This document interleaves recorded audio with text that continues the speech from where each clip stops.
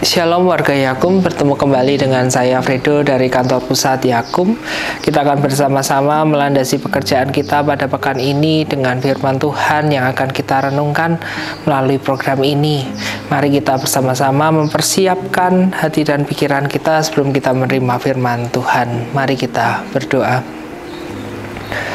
Kami mengucap syukur ya Tuhan atas berkat dan penyertaan Tuhan di dalam setiap pekerjaan kami. Kami boleh merasakan tangan Tuhan yang selalu memperkuat kami dan memberi kami daya untuk kami berupaya melakukan setiap tanggung jawab kami. Hingga pada saat ini ya Tuhan, kami hendak menerima firman-Mu. Biarlah Roh Kudus-Mu hadir dan memenuhi kami, menolong kami untuk melakukan apa yang menjadi kehendak-Mu saja. Di dalam nama Tuhan kami, Yesus Kristus, kami berdoa. Amin. Bacaan Alkitab kita diambil dari 1 Samuel pasal yang ke-7, ayat kedua sampai dengan yang ke-9. 1 Samuel 7, ayat kedua sampai dengan yang ke-9. Sejak saat tabut itu tinggal di Kiryat Yearim, berlalulah waktu yang cukup lama, yakni 20 tahun, dan seluruh kaum Israel mengeluh kepada Tuhan. Lalu berkatalah Samuel kepada seluruh kaum Israel demikian, "Jika kamu berbalik kepada Tuhan dengan segenap hati, maka jauhkanlah para allah asing dan para Asytoret dan dari tengah-tengahmu, dan tunjukkan hatimu kepada Tuhan, dan beribadahlah hanya kepadanya. Maka ia akan melepaskan kamu dari tangan orang Filistin." Kemudian orang-orang Israel menjauhkan para Baal dan para Asytoret dan beribadah kepada Tuhan. Lalu berkatalah Samuel, "Kumpulkanlah segenap orang Israel ke Mizpah, maka aku akan berdoa untuk kamu kepada Tuhan." Setelah berkumpul di Mizpah, mereka menimba air dan mencurahkannya di hadapan Tuhan. Mereka juga berpuasa pada hari itu dan berkata di sana, "Kami telah berdosa kepada Tuhan." Dan Samuel menghakimi orang Israel di Mizpah. Ketika didengar orang Filistin bahwa orang Israel telah berkumpul di Mizpah, majulah raja-raja kota orang Filistin mendatangi orang Israel. Serta didengar orang Israel demikian, maka ketakutanlah mereka terhadap orang Filistin. Lalu kata orang Israel kepada Samuel, "Janganlah berhenti berseru bagi kami kepada Tuhan Allah kita, supaya ia menyelamatkan kami dari tangan orang Filistin itu." Sesudah itu Samuel mengambil seekor anak domba yang menyusu, lalu mempersembahkannya seluruhnya kepada Tuhan sebagai korban bakaran.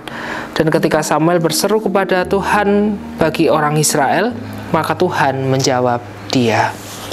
Ibu, bapak, saudari, dan saudara warga Yakum yang terkasih, cerita tentang pembebasan bangsa Israel dari tanah Mesir berlanjut sampai dengan zaman Samuel ketika menjadi hakim, menjadi seseorang yang berperan untuk memimpin, menjadi orang yang sangat berpengaruh terhadap segala sesuatu urusan yang akan dilakukan oleh komunitas Israel yang sudah demikian besar, lalu mereka sedang mencoba untuk mengatur ulang hidup mereka. Dan peran Samuel sangat besar ketika mereka belum punya semacam institusi, semacam lembaga keagamaan yang itu sudah sangat formal seperti di Bait Allah pada era di kemudian hari. Sebelum menjadi sebuah kerajaan, pimpinan Israel adalah para hakim, di mana Samuel itu bertanggung jawab dalam kebijakan politik maupun dalam kebijakan spiritual mereka. Sehingga peran Samuel ketika mengingatkan kepada bangsa Israel bahwa cukup jangan lagi beribadah kepada Baal dan kepada Asytoret, untuk mengingat bahwa pada dasarnya kita hidup untuk Allah. Sehingga dalam sejarah perjalanan bangsa Israel, pembentukan pola pikir, pembentukan budaya, dan pembentukan cara hidup mereka itu ditentukan oleh berbagai macam cara berpikir yang saling bisa bertentangan satu sama lain.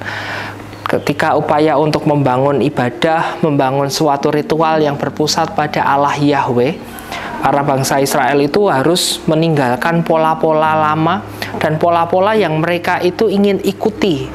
Sehingga nama Baal dan nama Asytoret sebagai dewa dan dewi yang pada waktu itu di dalam tradisi budaya Semit itu adalah dewa dan dewi kesuburan. Sebenarnya lumrah di dalam semua kebudayaan selalu ada hal demikian, bahwa kecenderungan untuk memuja sosok, memuja dewa, memuja dewi itu diberi nama sesuai dengan apa yang mereka dapatkan. Jadi kalau kita di Jawa ini sering kita juga punya atau mewarisi budaya untuk menghormati Dewi Sri yang telah memberi kesuburan pada tanah. Dan orang-orang Israel melihat secara imanen bahwa hal-hal yang mereka butuhkan rasanya akan dipenuhi oleh dewa-dewa itu. Hanya kali ini di dalam posisi ketika mereka terdesak, ketika mereka di dalam kesulitan, ancaman perang, serangan orang Filistin, sebuah kerajaan yang besar kala itu, dan bahkan kerajaan Filistin ini sangat dihindari untuk tidak dilewati secara langsung oleh orang-orang Israel, karena memang secara militer mereka akan kalah. Di tengah ketakutan itu, di tengah kecemasan, di tengah kegelisahan itulah Samuel mengingatkan kepada mereka bahwa mereka harus kembali berbalik kepada Allah. Sehingga dalam hal ini Bapak, Ibu, dan Saudara, kita bisa melihat suatu perubahan paradigma dari hal-hal yang secara keseharian sudah dilakukan mereka, menyembah dewi-dewa yang mereka inginkan, melakukan ritual yang mereka inginkan, yang mereka tujukan kepada Allah-Allah itu, kemudian harus berubah, diinstitusionalisasikan oleh Samuel yang memberikan kurban kepada Tuhan Allah Yahweh. Bapak, Ibu, dan Saudara, perubahan semacam itu tidak mudah, karena perubahan semacam itu akan berdampak bukan hanya dari sisi cara berpikir yang spekulatif atau rasional atau apapun itu dari akal sehat, tetapi dari citra, cara pandang diri, eksistensi seseorang di tengah realitas sangat dipengaruhi. Ketika kita di dalam kehidupan kita punya ketergantungan tertentu pada hal-hal yang hari-hari kita selalu andalkan, kita bergantung pada uang, kita bergantung pada alat sarana informasi seperti handphone dan lain sebagainya, internet, listrik dan lain sebagainya, kita bisa lupa pada esensi basis dasar dari kehidupan ini. Kita bisa saja mengatakan bersyukur kepada Tuhan atas segala berkat-Nya, tetapi secara detail sebenarnya dalam kehidupan kita bisa kita coba untuk nilai manakah yang paling kita andalkan, internet, listrik, uang, dan lain sebagainya, sesuatu yang hari ini menjadi kebutuhan-kebutuhan dasar, atau beribadah, memberi hati, pikiran, dan hidup kita pada Tuhan Allah. Hal yang sama dialami oleh bangsa Israel, di mana mereka menghayati atau bahkan menyalahartikan setiap hari berkat yang mereka terima secara pragmatis itu dihayati sebagai berkat dari ilah-ilah yang mereka puja itu, seolah-olah doa mereka selalu akan dijawab oleh mereka.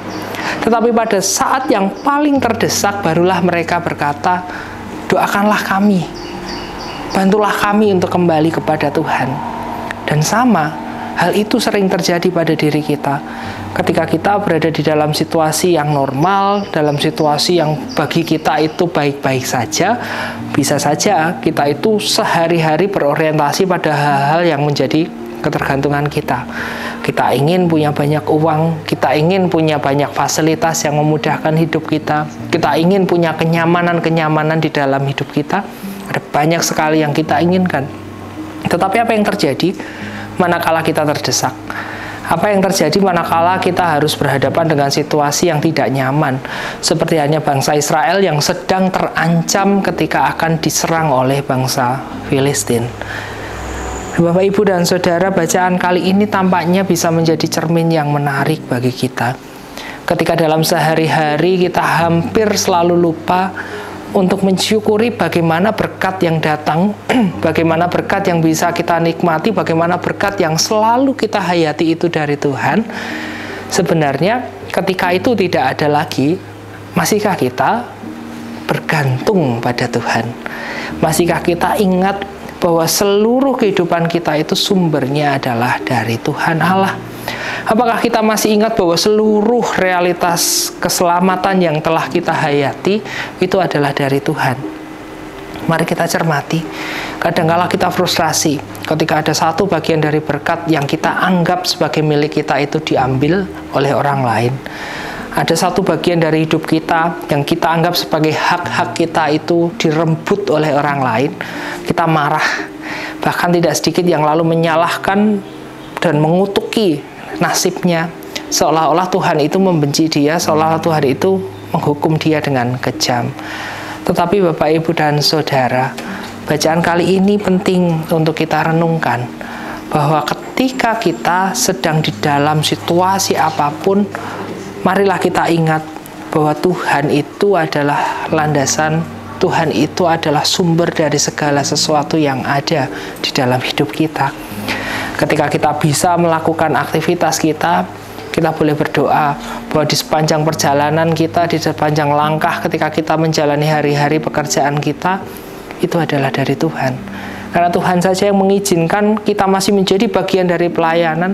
Tuhan yang mengizinkan dan memberikan kemampuan kepada kita untuk terus terlibat di dalam misinya. Maka Bapak, Ibu, dan Saudara, saya mengajak kita semua untuk melihat cermin dari diri kita sendiri.